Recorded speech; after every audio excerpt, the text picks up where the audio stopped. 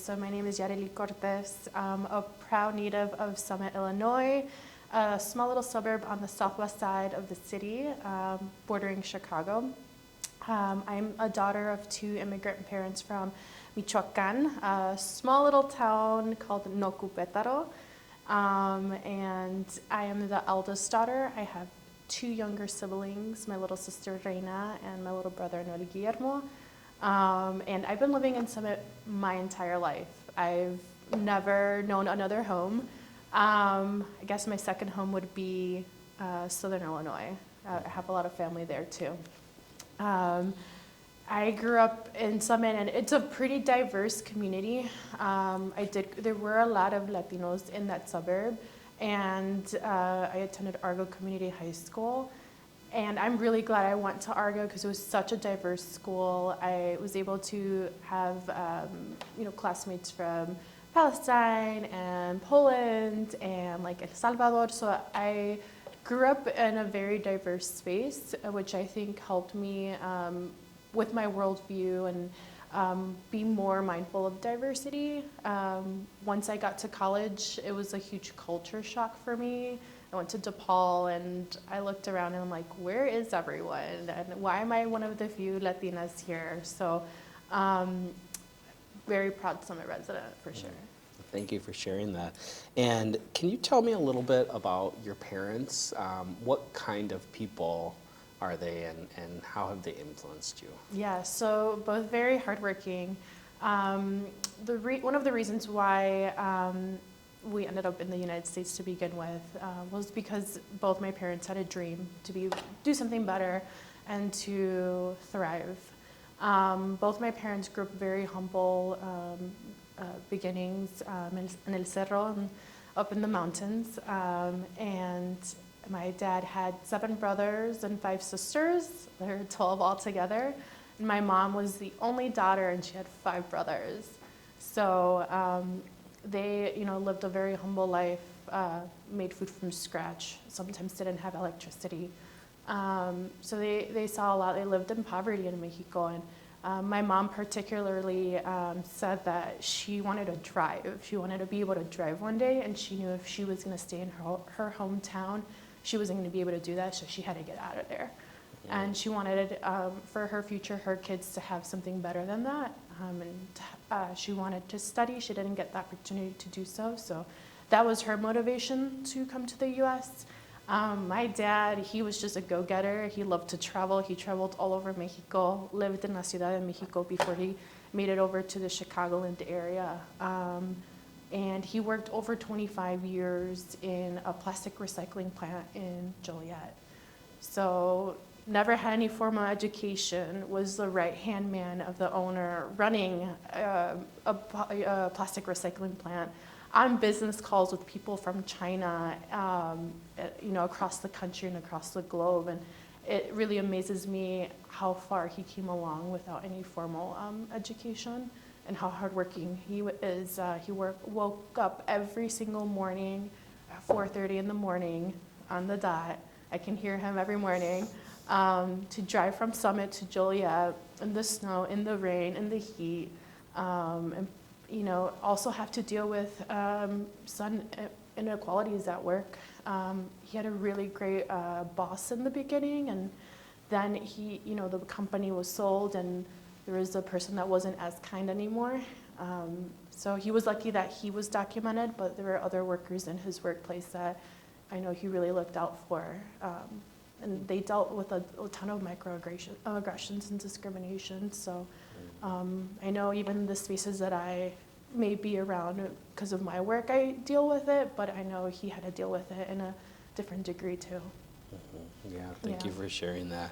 Can you tell me a little bit about your mom's life after arriving in the United States? Yeah, so my mom didn't have as much family here as my dad did. So from what she's told me, it was a little bit lonely. She arrived in Chicago in February, the coldest month of the year. So I know it was a really hard adjustment for her. Making friends, getting to know the neighbors, moving to a country where she had no idea what the language was, just the coldest welcome ever. I know one of the stories that really sticks with me that she shared once I started getting a little bit more civically involved, and when I initially ran for office, was that the money struggles she had was trying to feed me. 'Cause, my parents had just got in here; they were trying to get settled, and she went to the WIC office to get assistance to be able to feed her 1-year-old. And she was discriminated against because she didn't know the language. But she persisted, and that's something that is a huge quality of her. She's very determined, very persistent, no se raja. So she went back, she brought somebody that could help her. She knew that, she had to do this to feed me, to, feed the family. Eventually she got that. And the takeaway for me was that you have to persist to survive. And I'm very lucky that I'm in a position where I can make sure that that never happens, because I will make sure that I always help treat people with dignity. And I think that's something that both my parents taught me, to treat others with dignity and respect. Yeah, no, it's interesting to hear you were saying your parents both had kind of an adventurous spirit, but also very persistent and ambitious. Can you tell me a little bit about how do you feel like they conveyed those values to you as you were growing up? Like, how did you learn those things from your parents? I guess I just mirrored what they did. My dad is one of the sweetest people I know, just the kindest soul, always helping out neighbors, family members, friends. Always, telling us siempre se saluda, se respeta a todos. The same thing with my mom. They were, and they still continue to be very involved in our local church. Unfortunately, the church we went to, San Jose, they already closed. But St. Blaise and Summit, one of the other big Catholic churches, is still there, so they're still active. I think that's how I really started getting involved. I was an altar server. I just remember my parents always being very generous, going to see folks who were sick, making homemade food for people who were feeling down, or, we have a little extra, aquí llévaselo al vecino. Just always being very thoughtful, kind people, and I think I absorbed that, and I'm lucky that I had such great role models that I could continue that. So it was in the little things always. Yeah, okay. Let's talk a little bit about your growing up in elementary school and being a young child. Can you tell me about some of the kind of impactful or formative experiences you had growing up as kind of an elementary-aged young girl in Summit? Yeah, I was in band. I was in band from, I believe, 3rd grade on to through high school. It was very, very formative. I joined band because my next door neighbor, Ariana, and her big brother, Joe, were in band. And I wanted to play the flute like her. I didn't have an older sister, so she was like my older sister. And I enrolled in the band program. And I got to meet, kids from around Summit, and there were some other schools neighboring Bedford Park that were part of the school system. But I think that really taught me responsibility, and you need to practice to get perfect, mastering your music. I think that was so formative, and even on into high school, I did marching band. I think it really taught me the importance that every single person plays, because we did the images on the field, and if you're just out a little bit, se nota, you can tell. So the importance of making sure that you have all of your responsibilities in order, but you're able to work with the team. So that was really formative. I also was part of the student council. I ran for vice president of student council in 4th grade, and I learned Robert's Rules of Order and the Open Meetings Act back in 4th grade. That's awesome. Which I had no idea would come in great use later on in life when I decided to run for office around high school. So that was also really formative, and just being part of different clubs, after school reading club, the NJHS. I was a very active kid. My parents encouraged it, and I didn't have any older siblings to keep me company, and my little siblings were too little to play with still, so I kept myself busy. Yeah, it sounds like you were really involved. Yeah. What else can you tell us about high school, Yareli? What type of student were you? What type of interest did you have? What was your high school experience like?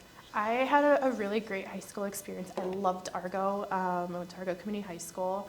I was super involved. Obviously, I continued that. I did art club. I did cross country. I did track all 4 years. Loved track. Took some honors classes. I think the ones that really were formative for me were my history classes and my social studies classes. And literature, but particularly I think in junior and senior year, I started getting that much more curious about why the government works the way it works, who makes these decisions, like how do we get information, why don't they have stuff in Spanish, or we were learning about bigger picture things like the federal government, but I'm like, okay, but what about here in Summit? Like, who makes those decisions? So I feel like during that time, like my brain was like making a bunch of connections, and I just wanted to learn more. Like I was like a very curious student, which eventually led me to run for office because I just wanted to know more. Yeah. No, that's a Yeah. social studies, as a social studies teacher, Yeah. that's a social studies teacher's dream. Is Oh, somebody I interested in know, history, yes. government, like that's amazing. Yeah, it was because of my high school teachers at Argo that I even considered working in public service. I originally thought, I'm like, okay, I want to help people. I'm a big sister. I like working with little kids. Like, I'll be a pediatrician. Took chemistry in high school. Did not like it. And then my teachers, hey, Mr. Strelo, he said, I got a degree in political science, and I decided to be a teacher. But it looks like you're really interested in government. This is a potential career opportunity for you. You should look into it. And that's when, like, boom, it went off. And then I spoke to my counselor, and I spoke to other teachers. I'm like, tell me more.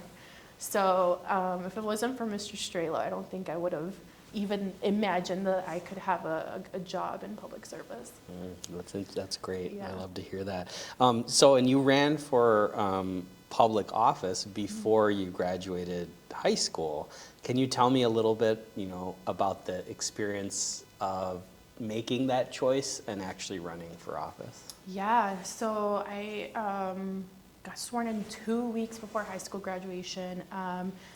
One of the things that really was happening around that time, this was like junior, senior year when this was happening, I was getting really curious. We got a new mayor. So unfortunately, the previous mayor had passed away. They appointed one of the trustees. He became the first Latino mayor. He's still currently the mayor, Sergio Rodriguez. And I had some neighbors in town that saw that I was very involved.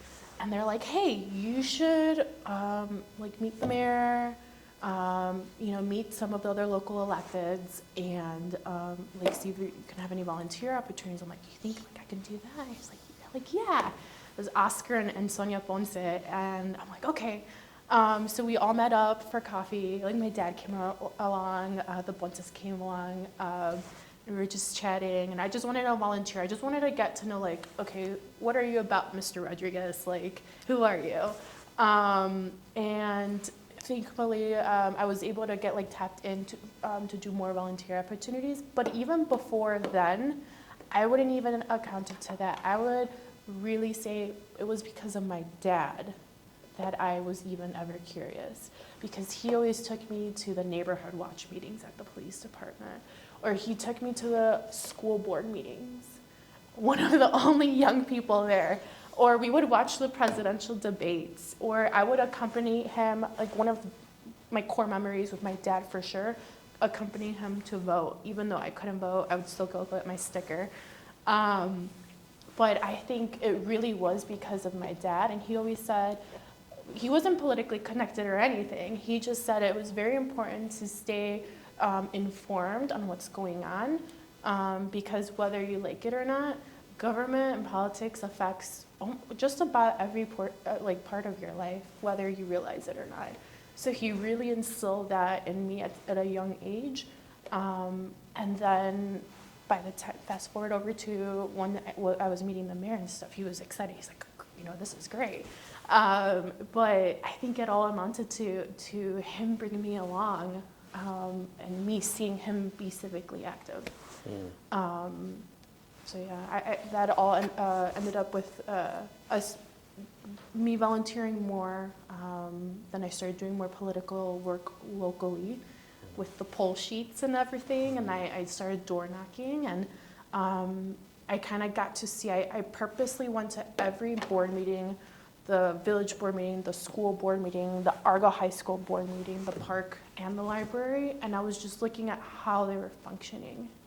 I grew up going to the library, and I noticed that they didn't meet very often. Sometimes they didn't have quorum. Some of our the maintenance of the building was not too well. So I'm like, I really care about the library. Like, what can I do?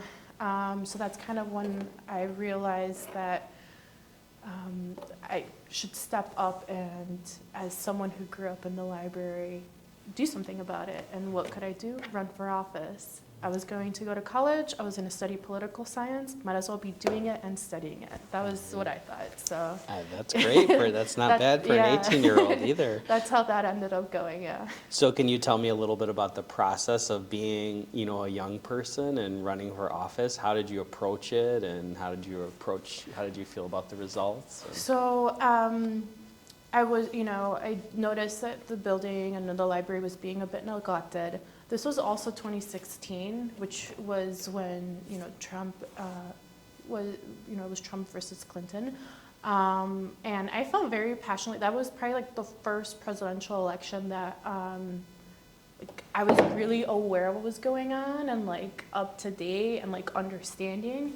And it was very disheartening and to see that there was a presidential candidate that can spew so much hate.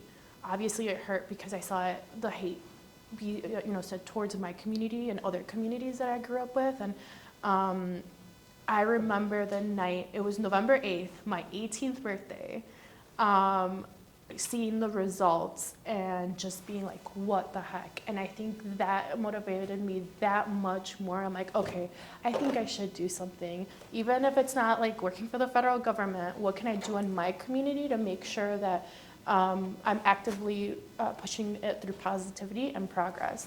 So I think that was that was a turning point for sure in me deciding if I should do it or not. And then thankfully I also had a lot of really great mentors along the way that encouraged me to do so as well. But I think that was very formative. I also got to learn the whole running for office process, like collecting signatures. I had no idea that was part of the process. I remember people knocking on our doors, but not the signature part because I wasn't old enough to vote. So that was really nice, being able to go door to door with my neighbors and relatives and kind of give them my pitch on that. And then fast forward, I made it to the ballot, and then I won. So I was unopposed though. But I still won. It was a huge, I think even when that was all happening, I don't even think I realized how big of a deal it was, to be honest. I'm like, okay, like, cool. Now I get to help out the library. So, yeah. I mean, yeah, 18, I'm sure, you really stuck out as a candidate as well. Can I ask when you were going door to door collecting petitions or collecting signatures, what kind of reception did you get? And then once you got on the board as clearly the youngest person, probably by far, how was that experience? Yeah, so when I was going door to door, so I knew we had to do maintenance of the building, but I thought I would have more of a hand helping create like different programming and stuff like that. Obviously that was not the case, and that's okay because our job is a little bit different. We're there to support our director and our staff, but when I was going to door, I know that I was telling folks, hey, I just want the opportunity to volunteer, continue to volunteer at the library and help make it better. I grew up going to the library. I've noticed this and this and that that's like not going well, and I just want to see what I can do to help improve it. Like, would you support me and support me with a signature? And a lot of people were very enthusiastic for me, and they're like, that's really great. That they're very. I had a really great reception, I think, from the community, and I ran with it.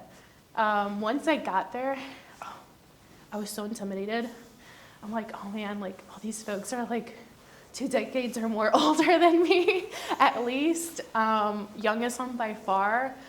I think I remember that my colleagues on the board now, my fellow board members, gave me like a little book, like OMA and Robert's Rules and stuff. I'm like, okay, I know this.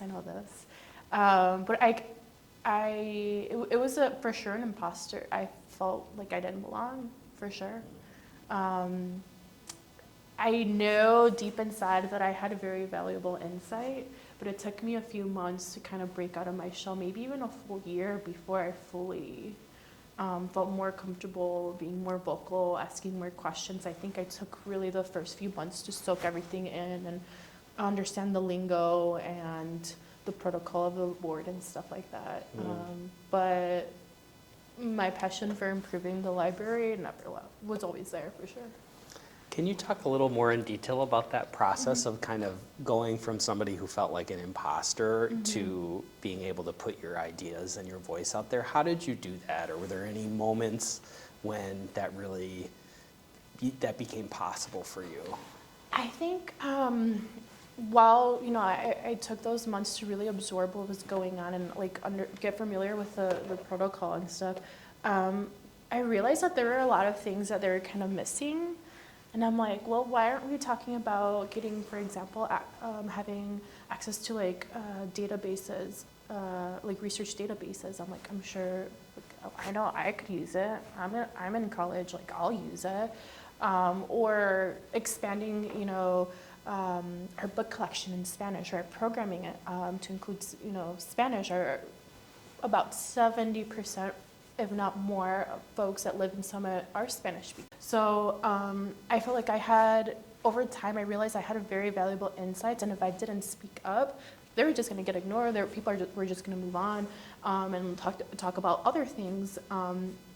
So I think it took some self-reflection. I'm like, wait, if I don't speak up, they're just going to move on. So, like, I had to say something. Yeah, that's really important, I think, to share.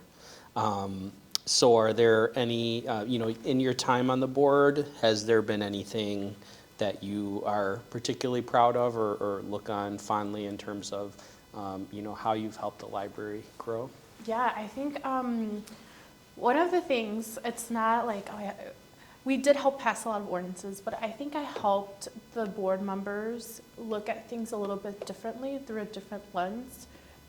Through a younger lens, to consider, the needs maybe of like some of our younger patrons, or how we can be more engaging with our teenagers in the community. I think in constantly bringing that up and like, hey, we should consider this. How about this?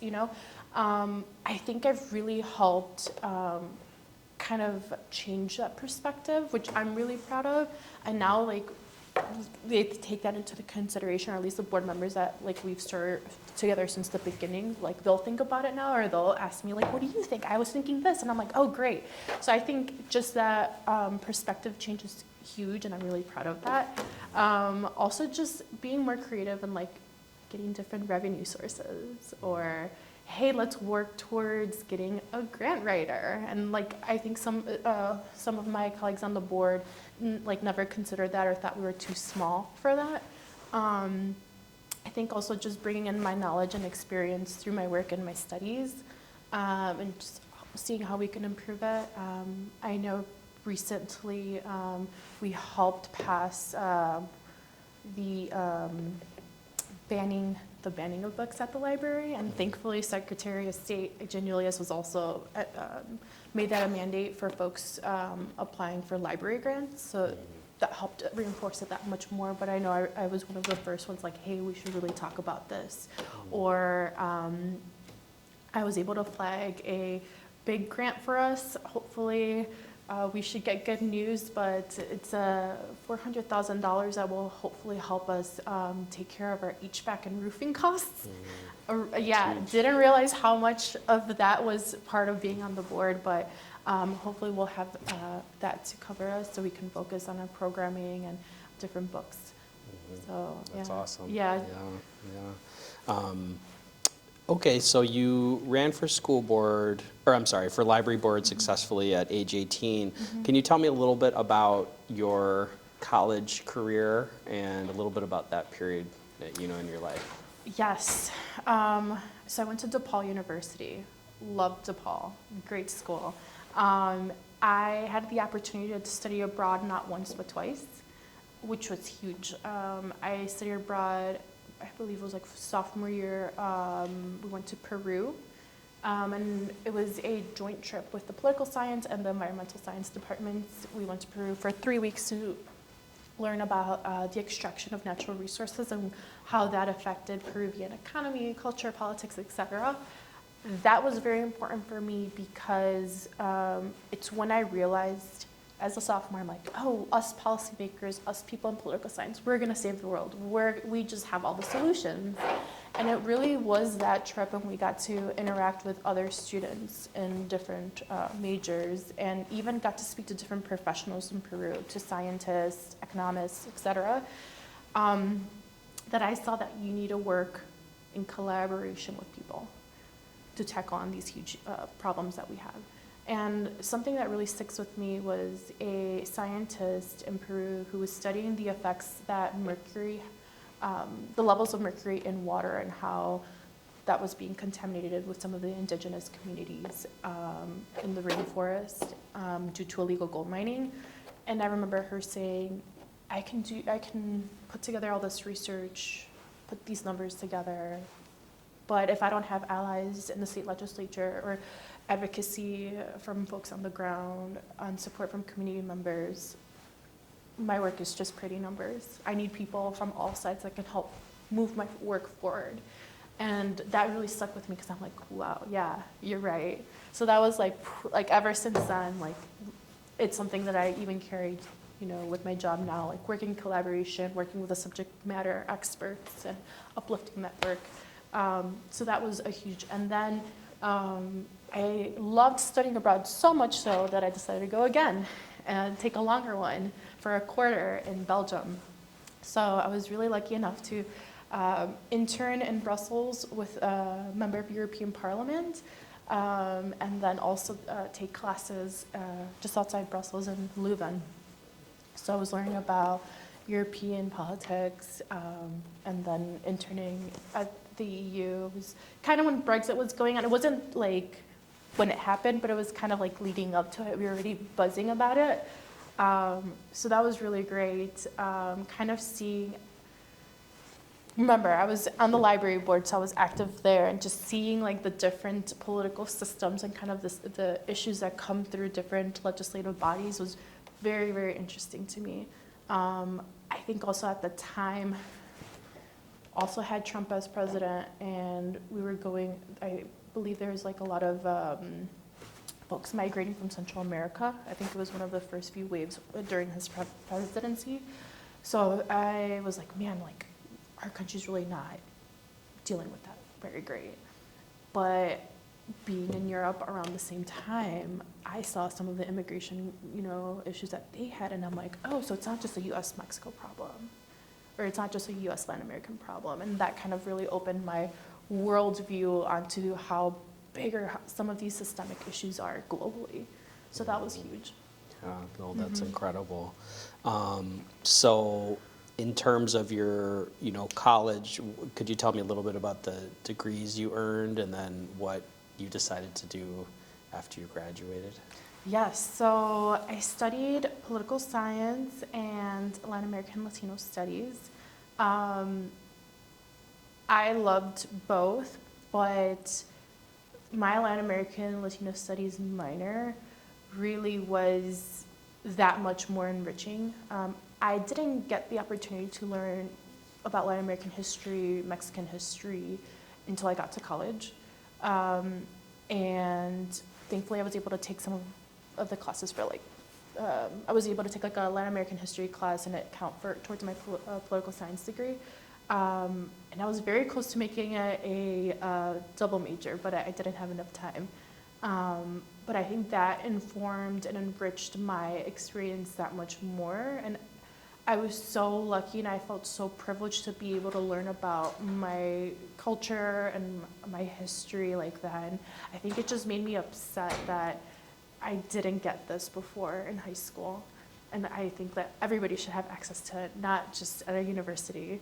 So I did that, and then in my political science classes, I had amazing professors that were very supportive, and I got to learn so much about, there was a little bit more of an emphasis on federal government for sure, and like international government, but they did a great job in bringing it back, and I always reminded them, hey, let's make a local connection, or like, how do we talk about like the local stuff, so. But I would say that there was much more of a federal emphasis in some of my courses, so I always helped bring it back and make it more local. Yeah, down to earth, yeah. I forgot to ask you a little bit about the Illinois Latino Legislative Caucus Foundation scholarship that you received. Can you tell me a little bit about, how you decided to apply or how you got that scholarship and how, what your experience was getting that scholarship? Yeah, that was in 2018. I think I was a sophomore, and one of my counselors from Argo flagged it for me. She's like, hey, I think you would be a really great candidate for the scholarship. Here's the info. And I'm like, okay, well, I need the money. I'm going to apply. But I didn't think much of it. I didn't think I was going to get it. And then I just got the notification, and it was huge. I think at the time, I forgot it was 2,500 or it might have been 5,000. I forgot the amount, but it did help cover, because I was paying a little bit out of pocket, and it did help cover for that like year's portion, so that was like a huge help. But it was really fun. It was really cool meeting some other students my age from different colleges throughout the state. And little did I know that I would continue to be involved with the foundation years later. So, it was a surprise for sure. Yeah, that's great to know. So you currently work for a state rep. Can you tell me a little bit about after graduating college, like what did your journey look like to working in state government? Yeah, so I feel like my public service career really started back in high school. I started working over the summer at the mayor's office, and then the Lyons Township, they had their summer program. I think the following year, 2017, I applied to work with the Lyons Township Assessor's Office. So I got some experience there. And then during college, I worked at the Summit Police Department as a community service officer, and I was also working for my local congressman part-time. 'Cause remember, I studied abroad, so I had to pay for this, so I picked up 2 jobs throughout college. Once I was wrapping up my studies, was around 2020 COVID. I was like, what am I gonna do? And I came across someone's like, hey, Rep. Ortiz's office is hiring. You should hire. You would be a really great fit. I got in contact with him, applied, got an interview, got the job. So I worked there from November of 2020 to about July or August of, 2023. Yes, and then last year I recently transitioned with County Commissioner Almanaya. So she's the only Latina on the county board, one of the few formerly undocumented elected officials in the country. I do communications and outreach for her. So it's been really great working for the county and kind of seeing, I think the county's overlooked a lot. and the areas that they can help provide support. No, we don't. We're not state legislators that can, provide, capital funding, but the county has a lot of say in public health and public safety, with over 40% of the county's budget going towards public health. So it's been a really great time kind of learning how the county works and then helping connect that with constituents on the ground. I do more so outreach and comms, so really digesting a lot of things going on downtown, and making it digestible for folks on the ground and making sure it's available in Spanish. So, and then also being creative in the way in which we do outreach. How do we meet folks where they're at? So that's a lot of the work I do now. I feel like I've been doing it for a bit now, though, but I love it. Yeah, no, that's wonderful. Yeah, sorry, Yeah. I was said that you work for a state rep now, but you did tell me that you work for the county. Yeah. So thinking about, as you mentioned, the public health work that the county is, has such a large responsibility there, and we're living in this kind of post-COVID time. What is your perspective on, how COVID changed county government or kind of changed our view of how government should serve the population? How did COVID affect that either at the county, or what is your perspective on how COVID changed things in government? Great question. I think COVID really exposed some of the inequities that were there, but COVID ripped the veil and really showed us, boom. Specifically in Commissioner Anaya's district, in the district I work in, which also State Rep Ortiz's district is part of that, so I'm very familiar with the district. Those zip codes were one of the most affected during COVID. We had some of the largest rates of COVID and deaths. So I think we really had to switch over to how do we make sure that we're providing services in different languages? How do we make sure that we have preventative services available? But more importantly, I know it's conversations that are still happening, but how do we make sure that the underinsured or the folks who are not insured know that there's a safety, specifically with county health, that there's a safety net that provides services and won't turn people away? But then and I know across the nation, we're still dealing with workforce shortages in the health field, in behavioral health, et cetera. But, so it's looking at creating different pipelines, and it's something that I know our team and Commissioner Anaya is really being very intentional about continuing to combat and hopefully further improved in the county. Okay. So you mentioned earlier that you've worked at all levels of government. You have experience at the local level, the library board, at the county level where your current job is, Springfield, and then international. Can you just talk a little bit about what you've learned from that kind of diversity of experiences, about the importance of all those different levels and kind of the characteristics of those different levels of government? Goodness. I think at its root, the most important thing by far is the community, your constituents. Why are you even doing this work in the first place? And at least for me, as I navigate these different spaces and levels of government, kind of going back to something we talked about, my moral compass and my North Star, which is treating people with dignity and approaching the work through an equity lens. I feel very privileged and very lucky that I've had these opportunities. I know not everybody gets that, but we're very lucky to be on the other side where we can do something about a situation or a societal issue, or even provide a basic service. So I take that very seriously, and always go back to treating people with dignity. I think at its root, whatever level you're at, that's something I take. I think it's also really interesting the way in which some of these issues we briefly talk about kind of bleed into the other levels of government, or you have to approach a solution or a problem in a collaborative way. For example, health. you need to look at it from the local to the federal and even international level and see how do we get all of these units of government, how do we get all of these agencies to come together and work towards a solution.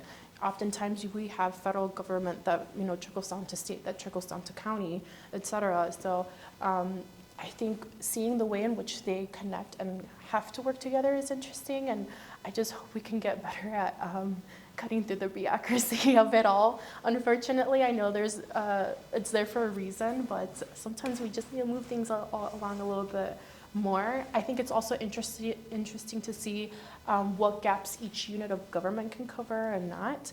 Obviously, the federal government has the money, but sometimes the county is able to cover something additional. For example, last October, when the state was running out of funding for domestic violence, Cook County used ARPA money and said, hey, we're gonna put, I believe it was $5 million additional towards DV organizations that are doing work on the ground while the state was slashing it. So that's great. Seeing in which ways the different units of government can kind of step up towards the issues have been very interesting, and I think it's helped me navigate my work and my job a little bit better, because I know, hey, maybe the county can't cover this, but hey, how about we ask the state what they can do? Or hey, let's check in with our federal partners on this. Or hey, what's CDPH or what's this local municipality doing with like the money that the county gave them? Or how is this county ordinance affecting this local municipality? So I think it's helped me become that much more well-rounded and confident in the way that things work in the government ecosystem. Yeah, well, that's a great answer. Yeah, thank you. And just have a couple more questions, and then also, we'll give you some time to add anything, additional messages that you have. But I'm struck by how you have this kind of diversity of experience, and you've moved in a lot of different spaces. Mm-hmm. And it reminds me of what we were talking about earlier about Summit, right? And how it's kind of in between a few worlds, and it sounds like your family and your personal experiences have been in between Chicago, and you talked about Southern Illinois, mm-hmm. and this kind of like middle ground of a Latino suburb, yes. right? A Latino majority suburb. Yes. Can you talk a little bit about where you think Summit fits in, Summit and communities like it, suburbs mm-hmm. like it, mm-hmm. fit in kind of like the Latino community in mm-hmm. Illinois? What place do they have? What do they offer? What's important about places like Summit, do you think? They're it. I mean, we're estamos presentes en los suburbios. I always thought it was very interesting that some of my friends or relatives, like they had like that city Latino experience. I think it's really interesting how resilient our culture can still be in places like Summit, in places like Collinsville, Illinois, where I have family, or Rockford, Illinois. It just takes a few people to come together and really continue those traditions and customs on. I mean, growing up in Summit, like we still did posadas. We still, went to la Misa de la Virgen de Guadalupe on the 12th of December. I think we shouldn't overlook them, because folks are coming to the suburbs, whether it's being pushed out or gentrified by city or the high property property taxes from the city. They're moving into the suburbs. The suburbs provides stability for a lot of folks. It offers them the opportunity to own their first home if it's not attainable in the city. And folks are thriving. Our community is thriving. And we're doing well. And I think, like I mentioned, it shouldn't be overlooked. There's a bunch of really great stuff coming out of Summit. Obviously, I'm biased, but yeah, the suburbs are definitely, they're not, they don't get all the notoriety that the city does, but I think we really need to tap into and really see the many cultural institutions that are coming out of the suburbs. I know Aurora and Joliet also, there's a bunch of Latinos out there, and kind of the great stuff that they've been able to do, and a lot of indigenous indigenous Michoacanos that are out, I want to say in West Chicago and Senator Villa's district, that are doing some really cool work. So it's great that we're very adaptable and are able to thrive. You know, in Mexico, a lot of folks are accustomed to having like big homes, gardens and stuff, and people are able to do that in the suburbs of Southern Illinois. Yeah, absolutely. And I just want to, since you mentioned Collinsville and you mentioned your family there, since I have you here, I want to ask you that question. Can you tell me a little bit about what you've observed in a small, like, community like Collinsville? Like, what does the Latino or Mexican community look like there? What have you observed? So, I mean, cornfields, right? Obviously, like Springfield, it's cornfields. But I was just so astonished to see. I think my cousins moved down there in 2005, 2006. They worked at taquerias. Like, there's not a lot down there. I mean, it's expanded now, but I remember them working at taquerias.